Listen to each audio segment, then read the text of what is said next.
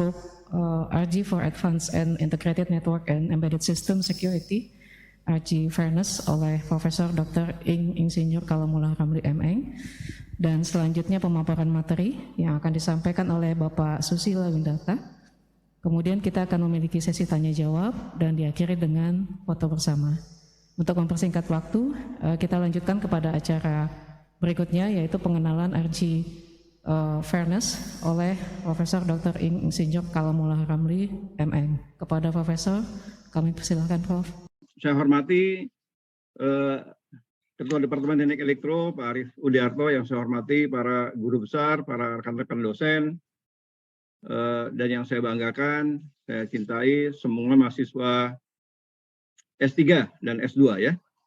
Pengantar dari riset grup kami, izinkan saya perkenalkan dulu riset grup yang saya dirikan kurang lebih tahun 2016 ketika saya kembali ke kampus setelah menyelesaikan masa bakti saya di Kementerian Kominfo ya. Jadi saya sejak 2010 sampai 2016 itu saya ditugaskan di Kominfo ya. Kemudian 2016 saya kembali ke kampus dan saya mendirikan RG Fairness ya.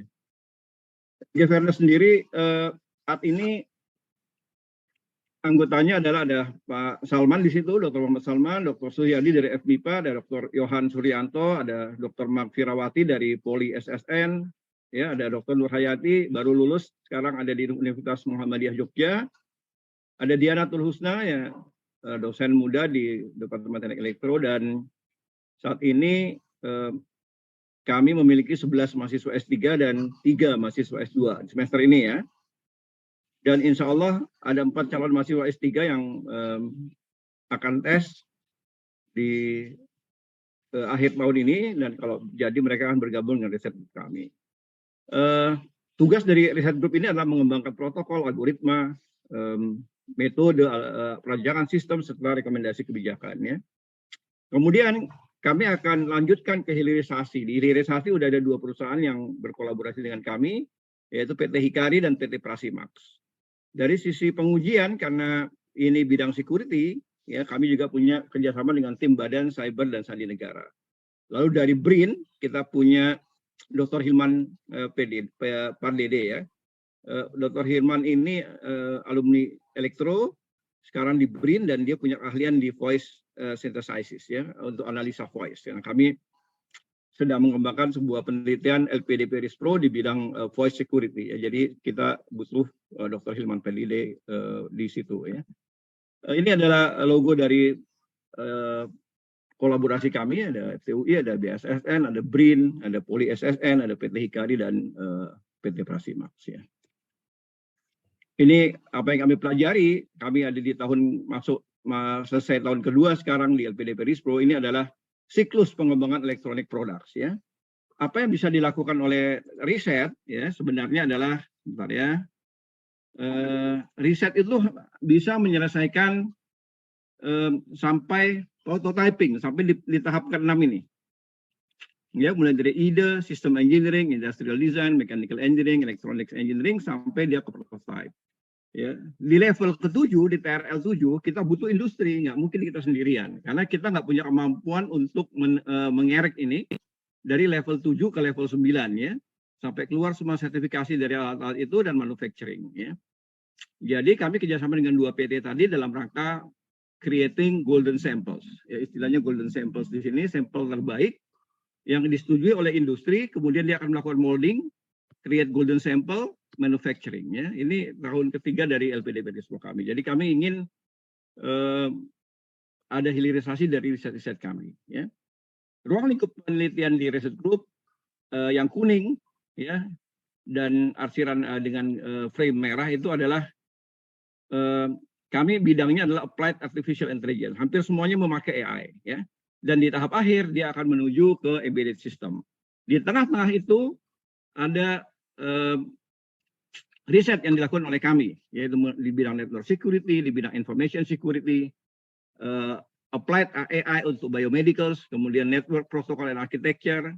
Kami juga terakhir ada 2 mahasiswa yang masuk ke smart grid resilience, ya, ketahanan dan keamanan smart grid.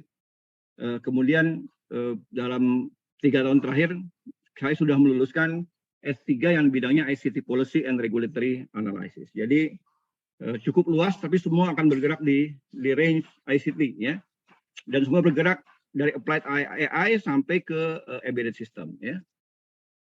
Lulusan doktor sebelum saya kembali, ketika saya sebelum profesor ya, sedang di tengah-tengah sudah mulai profesor di awal-awal ya, belum punya mahasiswa S3 sendiri, saya sudah meluluskan 3 orang. Bu Erna Sri Sugesti ini bersama dengan Prof. Bagio Budiarjo dan Pak Purnomo, Basuki Rahmat, ini bersama dengan Prof. Rinaldi dan Iswan Jono bersama dengan Prof. Bagio Budiarjo. Ya, Pak Iswan Jono ini adalah dari Universitas Sanata Dharma Jogja. Jadi sebelum saya punya bimbingan sendiri sebagai promotor, saya sebagai kopromotor, tapi secara umum bimbingan 3 orang ini ditangani oleh saya dengan payung dari para guru besar saat itu. Itu saya mandiri dan sudah meluluskan sampai saat ini dalam 6 tahun dalam 6 tahun terakhir ya, itu meluluskan 18 orang doktor ya. Ada Muhammad Yusro dari UNJ, ada Sony Sumario dari TLU, Bu Sri Wahyuni dari Pertanian Bogor, Pak Sinung dari BRIN, Pak Rahmat Arif dari Lapan ya, Pak BRIN sekarang, Pak Asril juga dari BPPT BRIN sekarang ya. Kemudian ada Pak Charles Lim dari Swiss German University, ada Pak Bisron, ini praktisi keamanan informasi, ada Pak Yohan, Bu Fira, Pak Iman dari TLU, Bu Fira dari Poli SSN, Bu Anne Parlina dari BRIN. Kemudian lanjut ke Pak Misbahul Fajri dari UMB, ya, Mercubuana, Pak Hendrana, ini sekarang ada di Unhan, Pak Eko dari Mercubuana, Pak Ferry dari PENS, dan yang terakhir adalah Pak Alvin dari ITT Telkom, dan Bu Nur Hayati dari Muhammadiyah Jogja. Jadi total sepanjang karir saya sebagai guru besar, sepanjang grup riset grup ini didirikan, kami telah meluluskan 21 orang mahasiswa S3. Ini biasanya Prof. Hari rajin nanyain mana namanya, ini namanya Prof. Hari kalau Prof. Hari hadir. Ya. Saat ini di riset grup masih ada 9 orang ya yang aktif, ya, yang di semester 3 dan atasnya. Ada Pak Denny, ada Pak Susila yang sebentar lagi akan paparan, ada Bu Alin, ada Pak Rus Hendra, ada Bu Ernia, ada Pak Irnanda, ada Pak Budianto, ada Pak Arif Rahman Hakim dari BSSN. Dan masih ada yang belum tercantum di situ adalah angkatan 2022 baru masuk Bu Nadia Teresa dan Pak Taufik Hidayat dari Universitas. Di sini Pak Taufik saya tuliskan nama universitasnya karena saya sering lupa namanya. Universitas Wiralodra di Indramayu. Lalu ada Pak Junarto Holomoan, masih saya titipkan ke Pak Dodi sebagai co-promotor, tapi beliau adalah bimbingan saya dari Telkom University. Ini sedikit banyak publikasi yang sudah kami lakukan. Kalau bisa dilihat, baru serius publikasi itu di atas 2016. Ya. 2016 ini adalah titik take off ya. Riset grup kami saat ini sudah menghasilkan 130 publikasi dengan citasi hampir 500 dan H-index 12. Kalau dilihat juga di sini ada topik-topik paling most contributed yang paling banyak di ACU itu adalah intrusion detection system, network security, denial of service, kemudian biomedic engineering ya, di sini ada heart rate, ada pulse wave analysis, ada oximeter dan lain-lain ya. Dan kami juga punya beberapa paten, saat ini ada 9 paten dan mudah-mudahan akan menjadi 12 di akhir tahun 2012 ini. Ada 12 paten insya Allah yang berpotensi dihasilkan oleh grup ini sampai tahun 2022 ya. Saya kira demikian pengantar dari kami riset grup Fairness ya. Kami persilakan Pak dan terima kasih Pak Susila Windarta sudah bersedia menyampaikan paparan risetnya. Pak Susila ini kemarin paper reviewnya, literatur reviewnya diterima di IIXS. Saya kira sebuah tonggak baru. Literatur review bisa masuk ke IIXS dengan ketekunan beliau dan kecerdasannya. Mudah-mudahan bisa segera dilanjutkan sampai ke promosinya di semester depan insya Allah. Silakan Pak Susila, selamat mendengarkan. Mudah-mudahan kita semua mendapatkan manfaat. Terima kasih. Selamat pagi. Assalamualaikum warahmatullahi wabarakatuh. Terima kasih Prof. Kalamul Ramli untuk pemaparan tentang riset group fairness-nya. Selanjutnya kita masuk ke acara berikutnya yaitu pemaparan yang akan disampaikan oleh Bapak Susila Widarta dengan judul Sponge-Based Lightweight Cryptographic Hash Function Design and Analysis. Kepada Bapak Susilo Widarta, kami persilakan, Pak.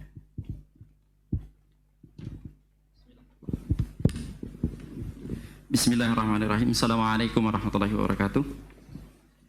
Terima kasih untuk Bu Mia, yang kami hormati Bapak Ketua Departemen Teknik Elektro, Bapak Arief Sudiarto, PIC FMF, Bapak Catur, yang selalu setia menemani kita selama 6 seri ini, rekan-rekan pejuang S3 tahun 2000 berapa? 2017, 18, 19, 20 sampai 22, adik-adik S2 dan S1 insya Allah.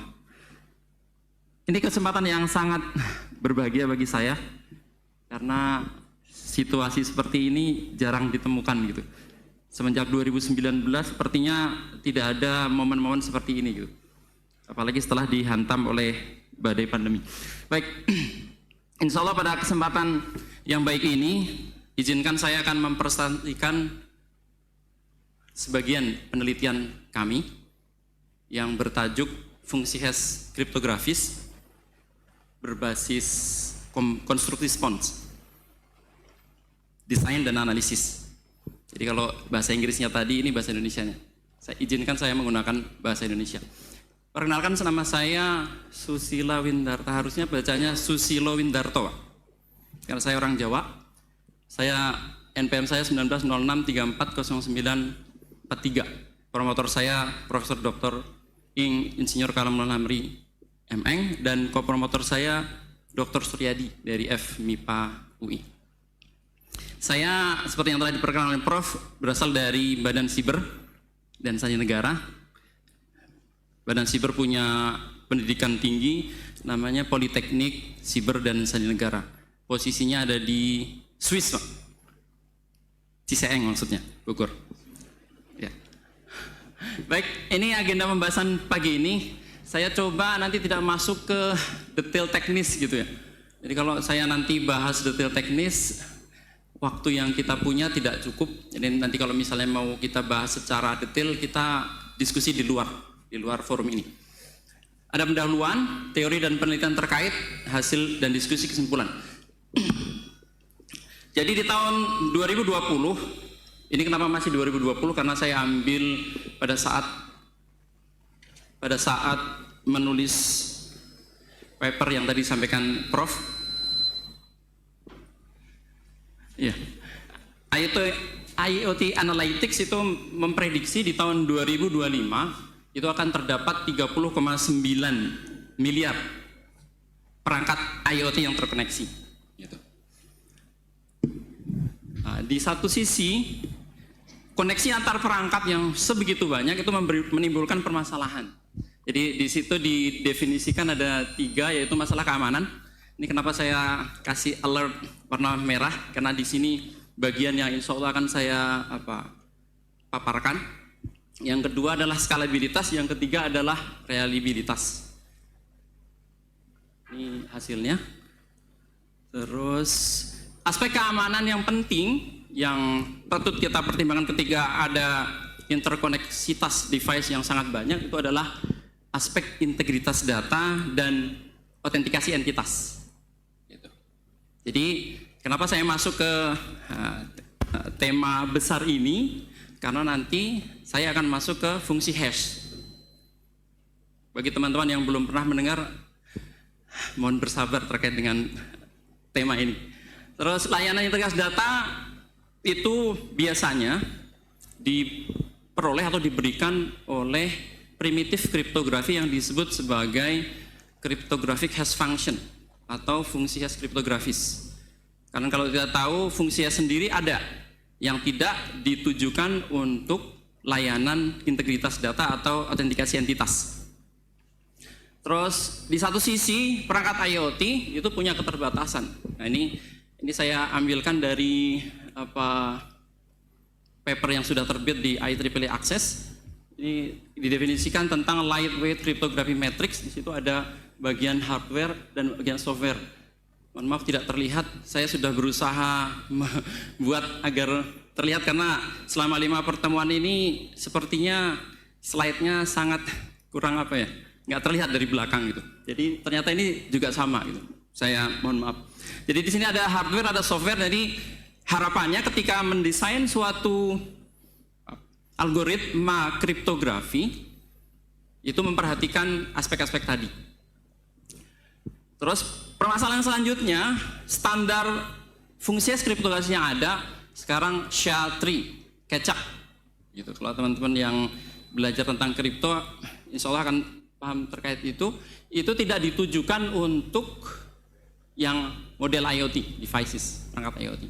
Maka di tahun 2017-2018, NIST itu membuat suatu sayembara kompetisi untuk menghasilkan fungsi, bukan fungsi sebenarnya, primitif kriptografi simetrik yang ditujukan untuk IoT devices. Jadi di situ mereka mendefinisikan dua fungsi. Pertama adalah AEAD, Authenticated Encryption with Data. Terus yang kedua adalah fungsi hash.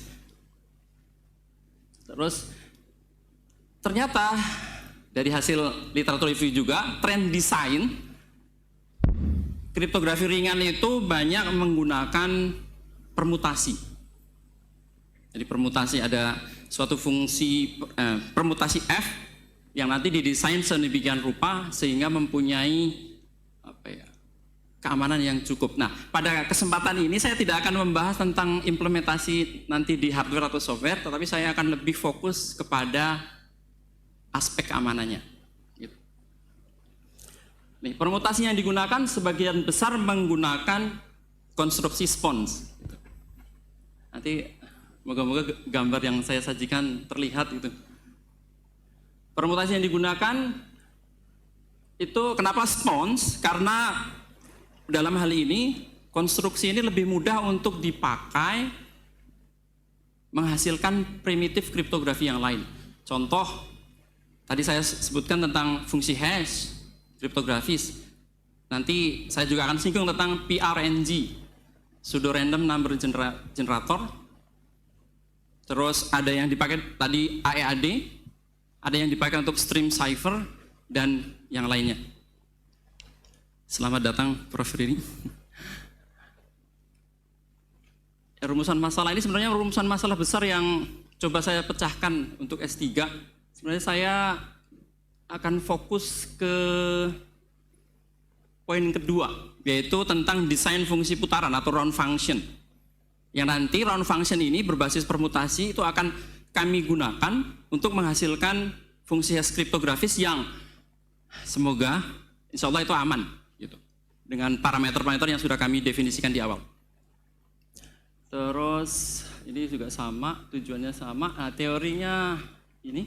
Jadi kalau rekan-rekan pernah baca tentang fungsi hash, ini definisi yang saya dapatkan dari Meneses.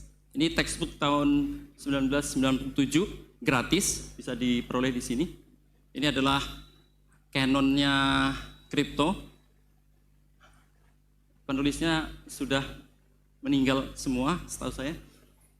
Jadi fungsi hash itu fungsi yang menerima masukan X itu pesan dengan panjang sebarang. Sebarang dalam ini ada nanti dibatasi oleh fungsi sendiri, fungsi yang didefinisikan sendiri. Dan menghasilkan suatu nilai hash, namanya bisa message digest, atau fingerprint, dengan panjang tetap, biasanya N. Kalau rekan-rekan atau pernah baca tentang SHA-1, SHA-1, itu misalnya 160 atau 224 dan seterusnya. N di sini adalah terkait dengan itu. Di situ ada dua sifat yang harus dimiliki, adalah kompresi. Kompresi artinya yang memetakan dari yang lebih besar ke tertentu yang lebih kecil gitu. Terus komputasi mudah. Di sini komputasi mudah dalam artian ya bukan dihitung tangan tapi dihitung oleh perangkat komputasi. Di sini fungsi yang sifat properti yang harus dimiliki oleh fungsi kriptografi yang baik. Yang pertama adalah pre-image resistant, yang kedua second pre-image, yang ketiga adalah collision resistant. Resistensi terhadap pre-image artinya ketika kita mendapatkan nilai hash itu susah secara komputasi untuk mendapatkan inputnya, Kalau second pre-image, kita mempunyai satu input, kita susah secara perhitungan mendapatkan input lain yang berbeda yang mempunyai nilai hash yang sama. Kalau collision, permasalahannya adalah kita harus mencari dua inputan yang berbeda yang mempunyai nilai hash yang sama. Ini nanti akan, Notion ini akan saya pakai di akhir. Ini general pembagian umumnya. Jadi kenapa ini saya tampilkan? Karena kalau kita baca textbook atau di paper itu biasanya mengikuti tergantung mau pola pemikiran siapa gitu. Kalau di sini dibedakan fungsi hash itu keyed yang berkunci, mempunyai kunci, dan yang tanpa kunci, unkeyed. Gitu. Kalau kita bicara fungsi hash kriptografis itu lebih ke arah yang unkeyed atau disebut juga message integrity code. Kalau yang keyed, yang dengan kunci, itu adalah MAC, Message Authentication Code. Itu konsepnya berbeda. Di beberapa buku ada yang menyatukan, ada yang memisahkan langsung. Jadi pertama itu fungsi kriptografis, yang kedua adalah Message Authentication Code. Tetapi tidak berada di bawah satu payung keilmuan, yaitu fungsi hash. Di sini tadi terkait dengan sifat-sifat yang sudah saya jelaskan sebelumnya. Terus ini penelitian terkait, Masya Allah, ternyata tidak terlihat sama sekali ya. Jadi ini saya coba kumpulkan semua, ternyata setelah saya cek tidak semua yang bisa saya temukan di literatur dari tahun 2008 sampai awal 2022. Jadi semua peneliti yang membuat lightweight hash function. Gitu. Harapan saya ini di paling bawah ini nanti saya dengan tim gitu Pak. Mohon doanya Prof. Jadi insya Allah ini akan masuk di sini tadi kan konsep utama yang saya paparkan adalah tentang spawn base. Maka ini semua basisnya adalah algoritma berbasis konstruksi spons. Gitu. Terlihat sangat banyak, dari sekitar 50 sekian itu ada 37 algoritma yang berbasis spons. Jadi relatifnya area penelitian yang sangat aktif gitu, sampai sekarang. Karena kalau kita kembali lagi ke awal, NIST Lightweight Cryptography Competition itu sekarang masuk ke final. Jadi insya Allah akan diumumkan di akhir tahun 2022 pemenangnya. Nah ini secara konsep tentang konstruksi spons. Kalau kita ingat tentang spons, itu kan ada fase ketika dia menyerap air dan ketika dia mengeluarkan air. Nah, ini konsepnya sama. Jadi fase ketika dia menyerap pesan itu disebut sebagai fase absorbing, penyerapan. Nah, di dalam spons itu terdapat permutasi F. Nah, di kasus kami melakukan modifikasi, melakukan desain terhadap fungsi F ini. Gitu. Terus setelah itu ada fase squeezing. Squeezing dikeluarkan outputnya. Gitu. Entah maunya 256, 1024, 512 dan seterusnya. Itu tergantung dari kebutuhan. Di sini ada R di sini adalah rate. Rate itu menyatakan berapa banyak per satuan ini, per waktu ini, pesan itu dipotong. Gitu. Terus C itu menyatakan capacity. Capacity di sini nanti terkait dengan keamanan dari fungsi hash yang dihasilkan. Gitu. Ini saya ambil dari Bertoni et al, spons function dan Keccak reference.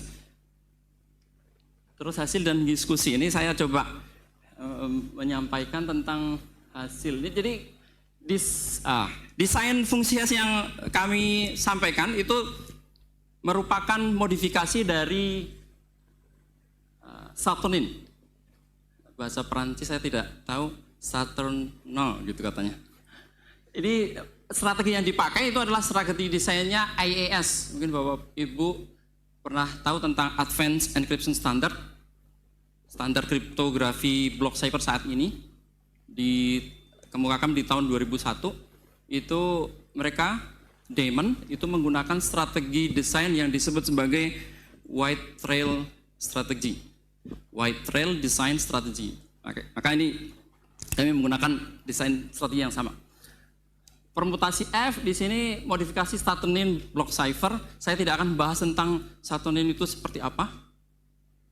Di sini ada referensi yang bisa dirujuk, diterbitkan di Transaction of Symmetric Cryptology tahun 2020. Terus mode operasi yang kami gunakan adalah Beetle. Jadi aslinya Saturnian hash itu tidak menggunakan Beetle, tapi menggunakan mode operasi yang disebut sebagai MMO, sesuai dengan nama penemunya, Matthias Meyer Osis mode of operation. Gitu. Jadi kami ganti, tapi ternyata setelah diganti itu ada drawback. Nanti saya tidak cerita di sini, tapi ada drawback tertentu yang mengakibatkan klaim keamanannya menjadi berkurang. Nanti saya akan sampaikan. Ini adalah modelnya, desainnya seperti ini. Ada perbedaan dari Beetle dengan Sponge original. Jadi kalau tadi di awal itu R dengan C-nya, rate dengan capacity-nya itu 0, di set 0. Kalau di sini 128 bit pertama di set dengan M1. Sepanjang 128 bit M1 itu adalah pesan blok pertama yang berbeda dengan blok yang lain. Kalau di sini adalah 128 bit, di sini 32 dan seterusnya sampai akhir. Tentu saja sebelum dipotong-potong ada semacam padding atau penambahan bit tambahan. Penambahan bit ini kami lakukan dengan cara multi-rate padding. 1, 0 ditambahkan 0 sepanjang yang dibutuhkan. Jadi seperti Bapak-bapak Ibu dan Prof lihat di sini 128 bit plus 128 bit.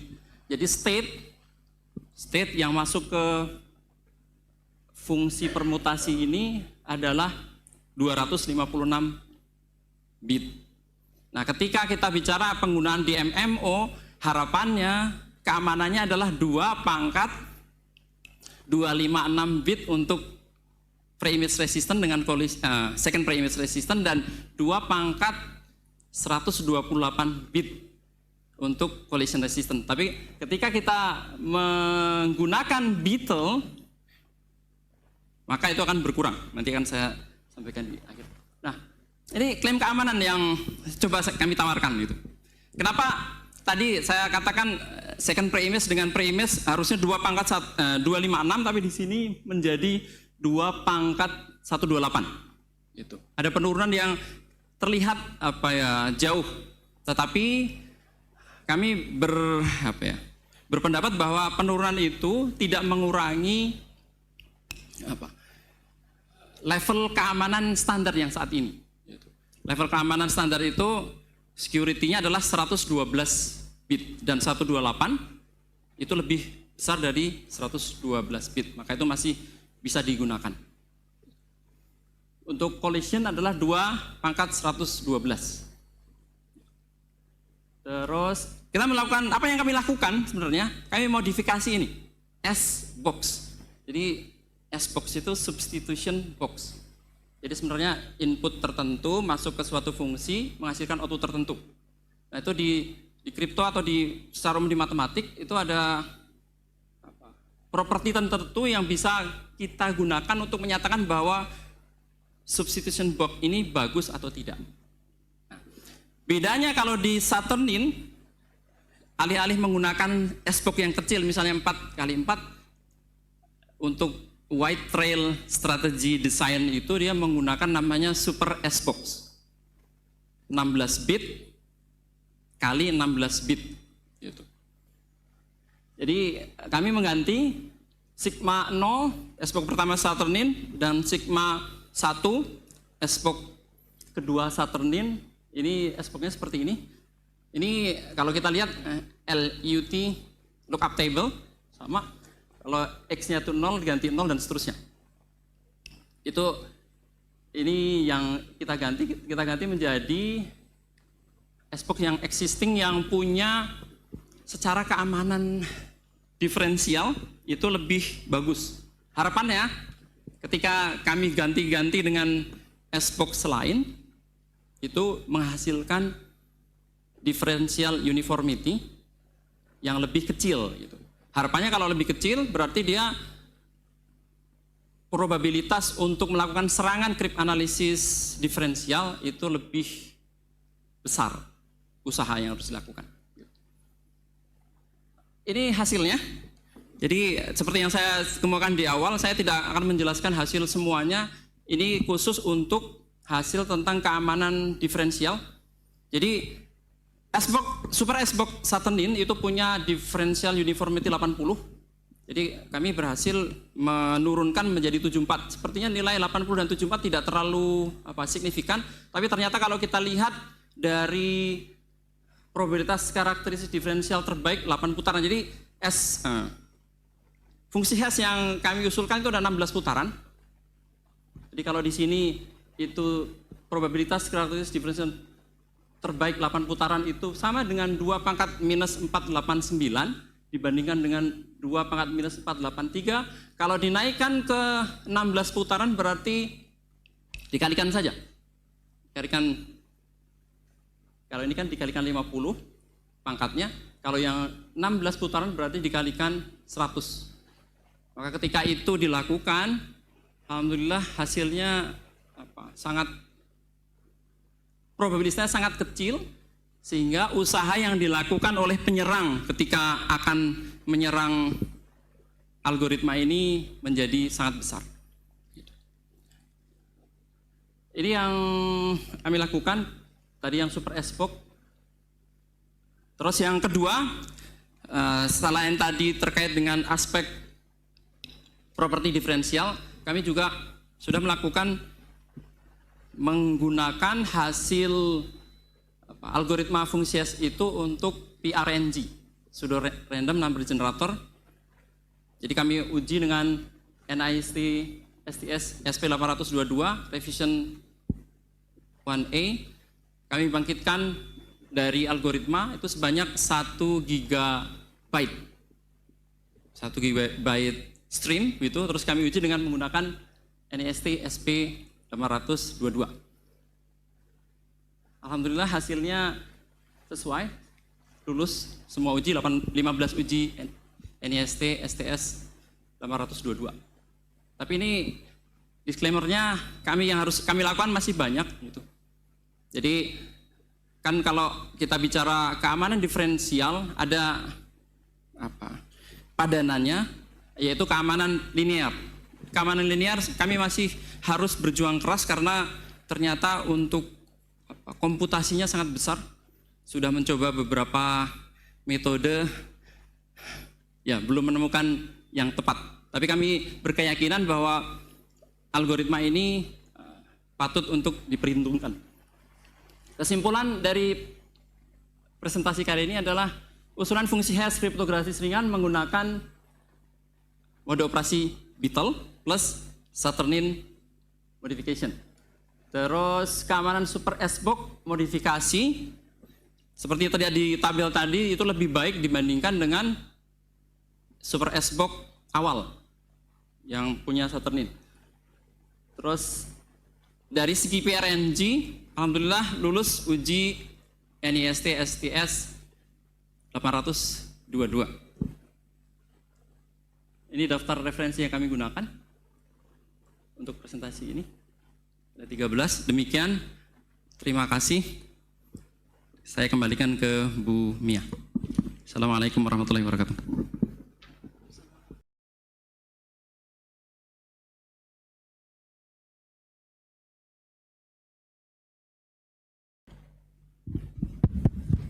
Terima kasih banyak Bapak Susilo Widarta untuk pemaparannya yang sangat menarik. Selanjutnya kita akan buka sesi tanya jawab. Untuk sesi pertama kita buka untuk 2 pertanyaan. Silakan Bapak Ibu jika ada yang ingin bertanya.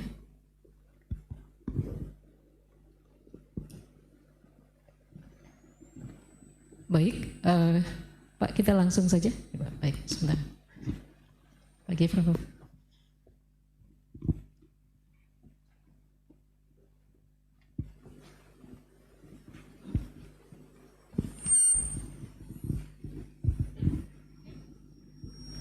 Selamat pagi Bapak Ibu Profesor, Bapak Ibu dosen, Bu Mia, juga Pak Susila.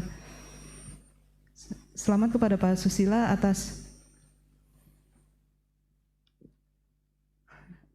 publikasinya di sini dan hasil yang Pak Susila peroleh. Saya Merista Wulandari dari WASP Group, izin bertanya Pak. Ini mengenai kriptografi kurang lebih ya Pak. Menarik sekali karena untuk menjaga security dan keamanan datanya. Lalu tadi melihat daripada kesimpulan dan hasil yang Pak Susila dapatkan mengenai uji NIST yang merupakan salah satu parameter untuk keberhasilan algoritma kriptografinya, dan menarik juga ada hasil-hasil yang tadi ditayangkan yang kurang lebih ada FFT atau ada 11 kanan yang tadi itu Pak. Nah itu merupakan suatu software untuk mengevaluasi algoritmanya atau bagaimana gitu Pak? Apakah ada statistik yang digunakan seperti itu? Mungkin kurang lebih itu dulu pertanyaannya Pak. Terima kasih. Langsung dijawab, Bu Mia? Langsung dijawab. Bismillah, terima kasih. Jadi tadi pertanyaannya bagus ya. Jadi tadi terkait dengan software itu memang dipakai untuk uji statistik. Uji statistik memang diperuntukkan khusus untuk menguji PRNG, pseudo random number generator, yang dibuat oleh NIST. Jadi uji PRNG itu banyak, tapi sepengetahuan kami yang paling banyak digunakan di jurnal-jurnal ya NIST, STS. Jadi ada 15, tadinya ada 16, terus di tahun 2006-2007 itu di drop satu uji karena ternyata ujinya itu tidak menunjukkan yang diinginkan gitu. Jadi tadi dari input terus masukkan ke fungsi hash, setelah sekian panjang yang dibutuhkan kami masukkan ke NIST, STS. Ada 1000 sequence minimal, 1000 sequence, satu sequence-nya 1 juta bit. Gitu. Jadi semakin banyak, kalau secara uji kan harusnya semakin bagus gitu. Jadi kita bisa menyimpulkan bahwa hasil output dari fungsi hash PRNG-nya relatif bagus berdasarkan uji NIST. Walaupun kalau kita uji dengan uji lain belum tentu hasilnya sama. Contoh saya pernah kemarin menguji dengan model Die Harder, itu di sini lolos, ternyata di sana tidak lolos karena statistik ujinya berbeda. Terima kasih, semoga menjawab. Baik, baik, terima kasih. Kita lanjutkan untuk pertanyaan kedua, Bapak Ibu jika ada yang akan bertanya, silakan. Apakah ada pertanyaan berikutnya? Baik.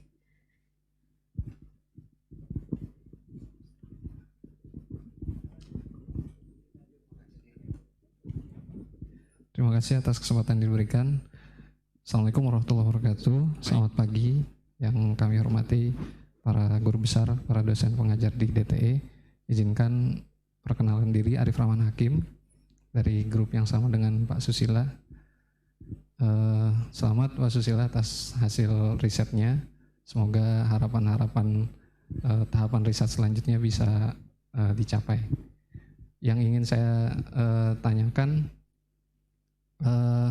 sependek yang kami pahami, fungsi hash ini kan luar biasa penting ya dalam komunikasi. Bahkan password yang ditaruh atau disimpan di server ya menggunakan hash, tidak dalam pesan aslinya atau password aslinya. Bahkan berbagai fasilitas perbankan yang kita gunakan juga tidak lepas dari ada fungsi hash di dalamnya, baik itu one time pad dan lain sebagainya. Nah, sependek yang saya tahu penggunaannya dedicated hash. Kemudian muncul paradigma baru lightweight atau ringan ini. yang menjadi solusi untuk keterbatasan komputasi ya, khususnya di IoT. Kalau seberapa ringan dengan yang hash yang biasa, adakah parameter kuantitatif yang bisa kita jadikan dasar gitu antara hash yang dedicated dengan yang ringan ini, seberapa ringan gitu. Nah kemudian implementasi di IoT itu yang bisa kami bayangkan gitu Pak, kriptografi hash ini nanti di bagian mananya gitu dalam komunikasi IoT. Terima kasih. Itu 2 pertanyaannya. Assalamualaikum warahmatullahi wabarakatuh. Terima kasih Pak Arief untuk pertanyaannya. Langsung dijawab saja ya Pak. Terima kasih atas pertanyaannya dari Mas Arief.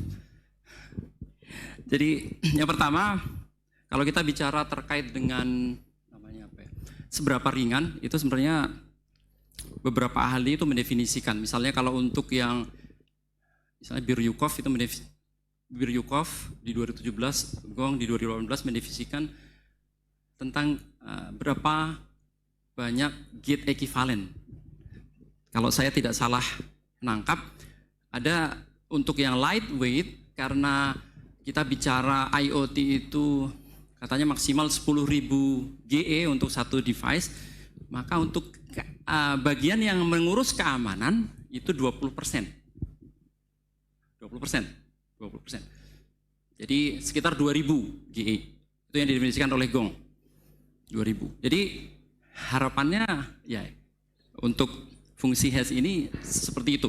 Karena kenapa kami berkekeh gitu mengganti S-box-nya, mengganti Super S-box-nya, karena hasil dari Saturnin hash sendiri bagus. Gitu. Ya tidak dimukakan di sini. Gitu. Yang kedua terkait dengan implementasi gitu ya. Itu dipakai di banyak hal gitu. Itu dipakai di mana? Jadi kalau yang sejauh yang saya tahu, untuk nanti fungsi hash ini harapannya itu tidak hanya dipakai untuk satu fungsi. Jadi tadi kita tahu fungsi permutasi F itu kan bisa dipakai untuk beberapa primitif kriptografi. Misalnya untuk block cipher. Block cipher itu contohnya AES, kita bisa menggunakannya juga untuk komunikasi. Bisa dipakai untuk hash function sendiri, bisa dipakai untuk EID, bisa dipakai untuk MAC. Jadi satu fungsi, satu permutasi bisa dipakai untuk banyak use case. Gitu. Itu harapannya. Sehingga ketika kita berbicara IoT dengan GE yang terbatas, insya Allah itu tidak menjadi masalah gitu. Karena di situ hanya ada satu fungsi dan tidak perlu kita mendefinisikan fungsi security yang lain. Demikian, semoga terjawab. Terima kasih. Bagaimana Pak Arief? Ya.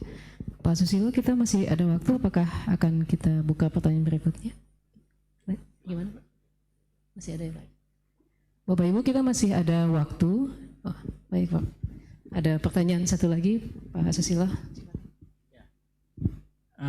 Saya lihat tadi di kesimpulan, mungkin Anda buka kembali kesimpulan, itu di nomor 2 kan ditulis bahwa S-box S modifikasi itu lebih baik daripada yang Saturnin.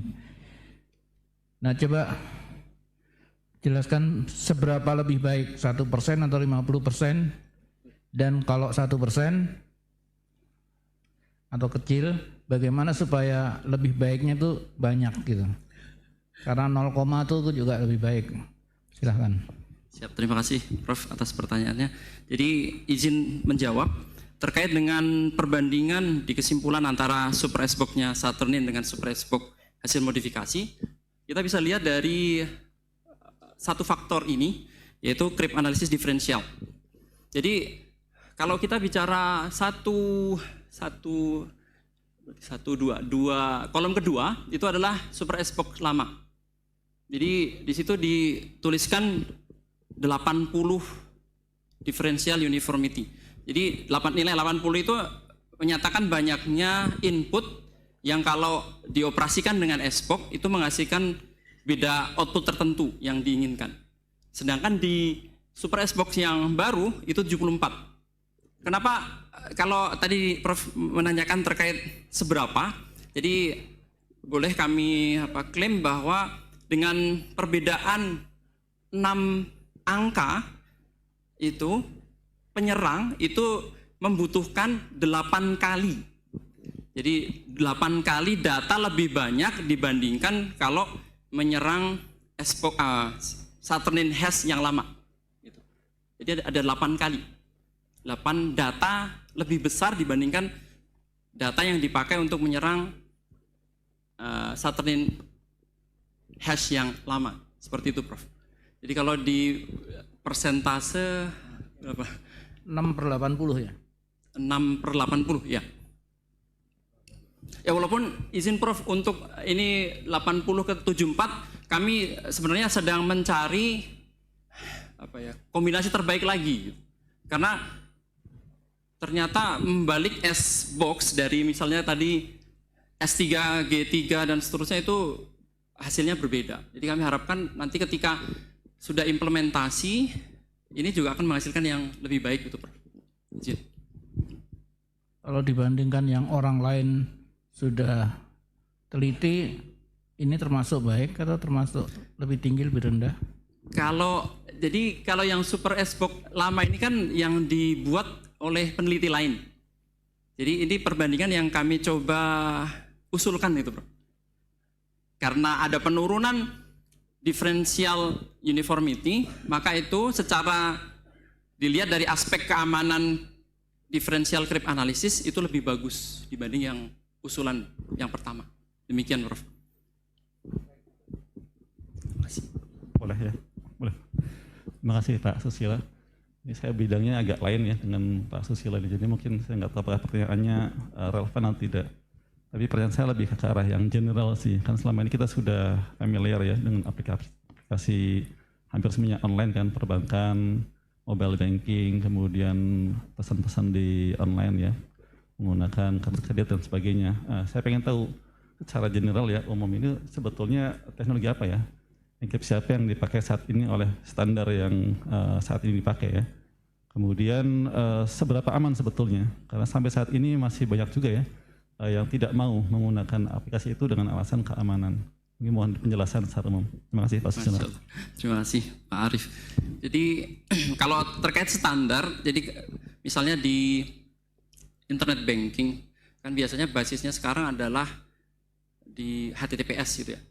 Itu sekarang sudah menggunakan standar yang terkini kecuali kalau browser dari yang kita punya itu belum mendukung. Jadi ketika kita mau berhubungan dengan website servernya bank, maka kita akan di belakang layar, di background itu akan melakukan semacam sinkronisasi, handshake gitu. Handshake-nya kalau yang sekarang itu yang dipakai paling bagus untuk misalnya kondisi yang block cipher yang simetrik itu IS 128 masih, tapi kita bisa memaksakan untuk menggunakan 256 bit.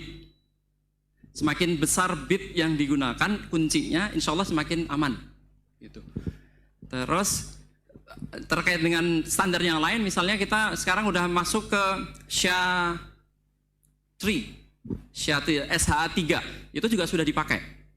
Tetapi permasalahannya tadi dari segi pengguna itu kadang tidak mengupdate browsernya sehingga yang sudah dipaksakan oleh penyedia untuk menggunakan tertentu maka dia akan downgrade, maka itu keamanannya menjadi compromise. Jadi itu permasalahannya. Jadi kalau di kriptografi sebenarnya keamanan itu ya kan berbanding terbalik dengan kenyamanan ya. Semakin aman yakin tidak nyaman. Semakin aman tidak cepat gitu. Maka itu akan menjadi masalah tersendiri bagi user gitu. Jadi itu menurut saya yang bisa saya sampaikan. Baik, saya pernah belajar juga ya, karena kebetulan bidang saya di quantum elektronik dulu tentang single electron detection ya. Banyak yang mengklaim sih salah satu aplikasinya adalah menggunakan quantum kriptografi. Itu bisa digunakan sebagai quantum kriptografi. Karena kalau menggunakan quantum kriptografi itu artinya sifatnya berbeda ya. Kalau yang ini kan sifatnya masih matematika ya, artinya masih menggunakan persamaan matematika. Nah, kalau menggunakan persamaan matematika, ya secanggih apapun, kalau ada sistem komputasi yang lebih hebat lagi, maka tetap bisa dihitung begitu kan. Tapi begitu kita menggunakan kuantum kriptografi, maka sifatnya sudah sifat nature ya, sifat alam, yang memang sudah tidak bisa kita pecahkan dengan matematika. Nah, ini perkembangannya seperti apa ya, dari ke sini ke kuantum kriptografi? Terima kasih. Siap. Pertanyaannya susah tuh. Ini serasa di ujian hasil riset. Izin. Jadi untuk kuantum kriptografi sekarang sedang berlangsung post quantum cryptography competition. Jadi sekarang itu sedang di round kalau nggak salah ketiga atau keempat. Itu mirip-mirip dengan yang lightweight cryptography juga diselenggarakan oleh NIST.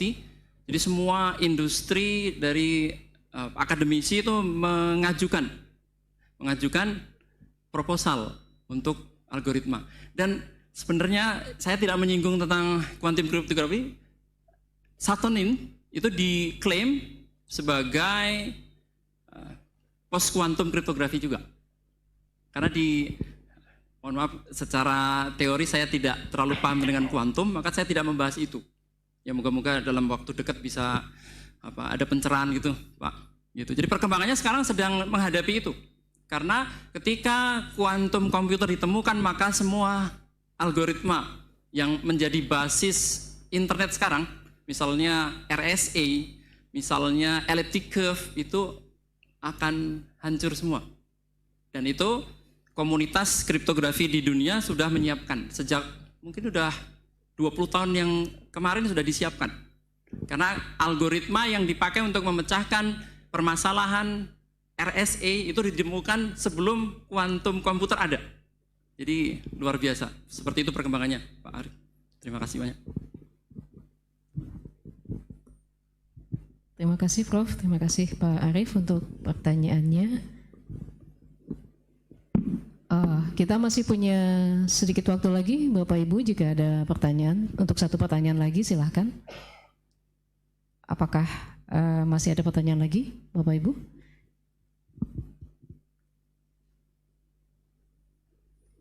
Sepertinya sudah habis. Terima kasih Bapak Susilo. Untuk acara terakhir, kita foto bersama ya Pak? Ya. Untuk acara terakhir Bapak Ibu, kita foto bersama. Namun sebelumnya kami tutup kegiatan ini. Terima kasih Bapak Susilo sebagai pemateri. Terima kasih Bapak Ibu Profesor, Bapak Ibu dosen yang telah hadir, teman-teman mahasiswa S2, S3 dan adik-adik S1. Semoga apa yang kita bahas dan kita diskusikan pada hari ini dapat bermanfaat untuk kita bersama. Kita setelah ini akan lanjut ke sesi foto. Dengan demikian kami tutup acara ini. Assalamualaikum warahmatullahi wabarakatuh. Terima kasih Pak.